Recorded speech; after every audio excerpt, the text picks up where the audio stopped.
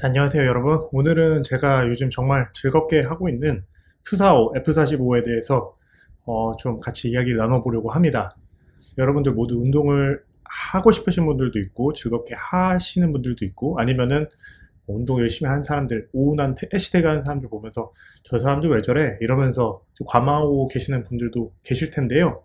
오늘 이렇게 푸사오를 가져온 이유는 이 푸사오가 앞으로 이제 어떻게 사람들이 활동하는지, 온라인이나 오프라인상에서 어떻게 유행이 만들어지는지, 그런 측면에서 아주 어떤 문화 현상이나 사람들의 행동, 유행 같은 것들을 이해하는데 아주 중요한 하나의 단서를 제공해 주는 것 같아서 공유를 하려고 합니다. 또 물론 제가 푸사오의 또 엄청난 팬이기도 하고 지금 열심히 매일매일 참여하고 있고요.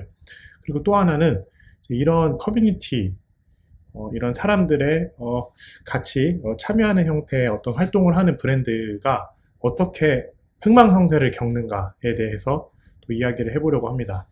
현재 푸사오가 이제 전 세계적으로 엄청나게 큰 붐을 일으켰고, 크로스핏과 마찬가지로 또 우리나라에서도 엄청난 성장세로 좀 성장하고 있는데, 과연 앞으로 계속 성장할 것인가, 그런 이야기를 하려고 해요. 근데 결론적으로는 그럴 수 없다, 그리고 아주 위험 요소가 많은 비즈니스라는 점을 좀 이야기를 해보려고 합니다. 자, 그럼 제가 예전에 간단하게 나눴던 주제긴 한데, 먼저 커뮤니티, 소비자 커뮤니티에 대해서 이야기를 좀 하면서 시작해 보겠습니다.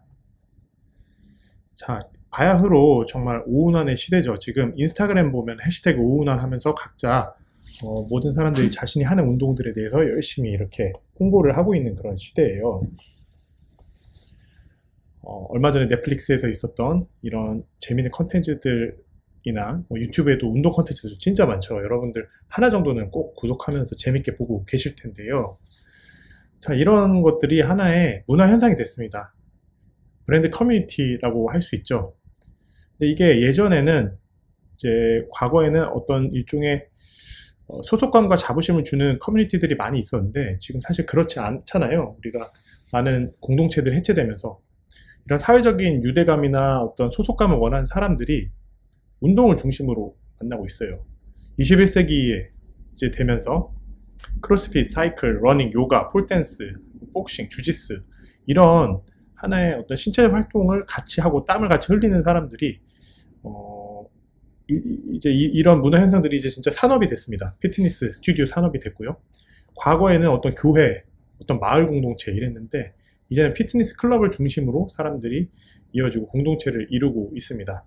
서로를 비교하기도 하고, 서로 경쟁을 유도하기도 하고, 또 소속감과 자부심을 주죠. 그리고 강사들은 자기 최면적 구호를 외치고, 회원들은 복창하고 화이팅 이러면서 어느새 이 팬이 정말 코어 멤버들이 돼가고 있는 거죠. 강력한 자기 개발의 메시지들, 몸이 변하고 마음이 변하고 삶이 변한다, 이런 어떤 일종의 신념, 종교와 같은 신념들을 가지면서 내 인생이 더 나아질 수 있어, 난 더 좋은 사람 될 수 있고, 나는 이제 이렇게 멋지고 성장하는 사람이야, 이런 식으로 되고 있고요.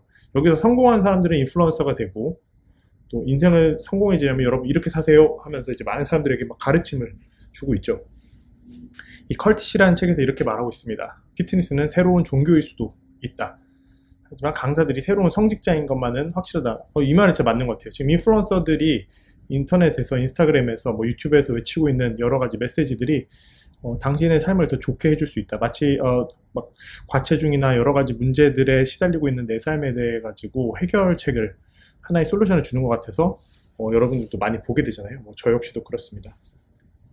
대표적으로 이런 문화 현상이 시작된 건 사실 크로스핏부터 시작됐습니다. 크로스핏은 이 10가지 영역의 운동을 골고루 극대화하는 어떤 운동으로서 심폐지구력, 근력, 유연성, 협응력, 민첩성, 균형 감각, 정확성, 파워, 스태미너, 속도, 이런 것들을 다 아우르는 좋은 운동이에요.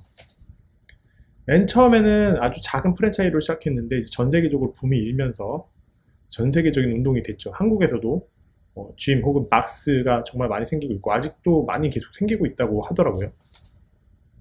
어떻게 시작됐을까요? 미국 캘리포니아에서 1995년에 시작했는데, 이 그렉 글래스먼이라는 사람이 이제 자기는 이 피트니스 센터나 이런 데서 항상 틀에 박힌 어떤 운동 방식이 아니라 내가 원하는 동작들만 이렇게 섞어가지고 운동을 하나 만든 거예요. 근데 그렇게 하니까 오히려 몸 상태가 유연성도 좋아지고 근력도 좋아지고 민첩성도 빨라지고 이런 것들이 이런 종합적인 몸을 더 좋게 한다라는 어떤 운동 방법을 자기가 개발하게 된 거죠. 그래서 크로스핏이라는 이름을 붙이게 됩니다. 이제 창업한 지 5년 이후에요. 그래서 이렇게 자신의 어떤 기존의 피트니스 센터에서 맞지 않았던 자신만의 방법을 개발한 것이 어떻게 보면 더 이런 위기가 계기가 돼가지고 자신의 크로스핏 고유 브랜드를 런칭하게 된 거죠. 근데 여기서부터 이제 중요한 지점인데, 지금까지 우리들이 하고 있었던 운동들을 생각해 보면 단체 운동이 아니라 개인 운동이잖아요. 개인 지도. 근데 크로스핏부터는 이 커뮤니티, 단체 수업 중심, 사람들을 모아서 같이 이 사람들이 회원들 간의 유대감이 만들어지는 형식으로 이제 운영을 하기 시작했습니다. 그래서 1시간 단위로 수업 시간이 일단 정해져 있어요. 당신은 이 시간에 와야만 사람들과 같이 할 수 있습니다. 이런 강제성이 있음에도 불구하고 함께 하고 싶으니까 이제 오는 거예요. 그래서 1대1 PT와 전혀 다른 방식으로 동료애가 생기고 커뮤니티가 형성이 되는 거죠. 일종의 동아리에 들어간 것 같기도 하고. 근데 사실은 나 혼자 할 때는 자꾸 작심삼일이 되고 재미도 없고 외롭고 그렇잖아요. 뭐 저도 그랬었는데 PT 하고 혼자 피트니스 센터 가서 운동한다는 게 스트레스도 풀리고 몸도 좋아지지만은 어느 순간부터는 외롭거든요. 근데 이제 크로스핏처럼 이렇게 커뮤니티를 만들어주면 친구가 생기고 동료가 생기고 서로 스토리도 생기고 서로 간의 경쟁도 붙고 어떤 사람이 또 자극을 주기도 하고 자극을 받기도 하고 또 밖에서 운동 말고도 뭐 차도 한잔 하고 식사도 하고 술도 하고 이러면서 이제 친구가 생기는 거거든요. 까로 여러분 아시죠? 이렇게 이런 인플루언서들, 우리나라에서도 크로스핏이 하나의 문화 현상이 되고 있죠. 함께하는 운동, 그래서 운동하고 인사하고 격려해주고 소속감이 생긴다. 결국 사람들이 원하는 것은 운동도 운동이지만 이런 소속감이다 라고 볼 수 있어요. 결국에는 이런 소속감을 해소해주는 운동이 소속감을 전혀 주지 못하는 운동보다 훨씬 더 성공적일 수밖에 없겠죠. 회원도 더 잘 모을 수 있고 그러다 보니까 이제 비즈니스적으로도 이런 커뮤니티를 형성하는 비즈니스가 성공한다. 이런 정도를 이제 이야기할 수 있습니다. 하지만 크로스핏은 현재 위기에 처했죠. 일단은 이 당시 아까 말씀드렸던 그렉 글래스만이라는 사람이 흑인 인종차별 철폐 운동에 반대했어요. 이 사람은 그래서 어떻게 보면은 그 당시에 사망 사건이 있었는데 그것을 조롱하기도 했습니다. 그러다 보니까 이제 리복이 곧바로 스폰서십 계약 종료 취소하고 수많은 스타들이나 체육관들도 우리는 이런 크로스핏하고 함께 할 수 없다 이러면서 이제 빠져나가기 시작했습니다. 네, 크로스핏은 이런 상태고 이제 오늘 제가 이야기를 나누고 싶은 푸사오인데요. 푸사오는 2022년 기준으로 비즈니스 전문 잡지에 따르면 세계에서 가장 빨리 성장하는 프랜차이즈 기업 중에 하나입니다. 크로스핏과 마찬가지로 커뮤니티가 핵심이고요. 20명에서 40명에 이르는 사람들이 한데 모여서 서킷을 돌면서 운동을 하게 됩니다. 여기서도 역시 커뮤니티가 핵심이에요. 나 혼자서는 절대 할 수 없는 무게고 어떤 동작인데도 옆에 있는 분들이 함께 하니까 신나서 또 재밌어서 자극받아서 같이 하는 거죠. 힘들어서 중간에 관두고 싶어도 어떻게든 하게 된다. 왜? 옆에서 손 잡고 이끌어주니까 이런 사람의 어떤 사회적인 본능을 잘 활용한 운동이라고 볼 수 있습니다.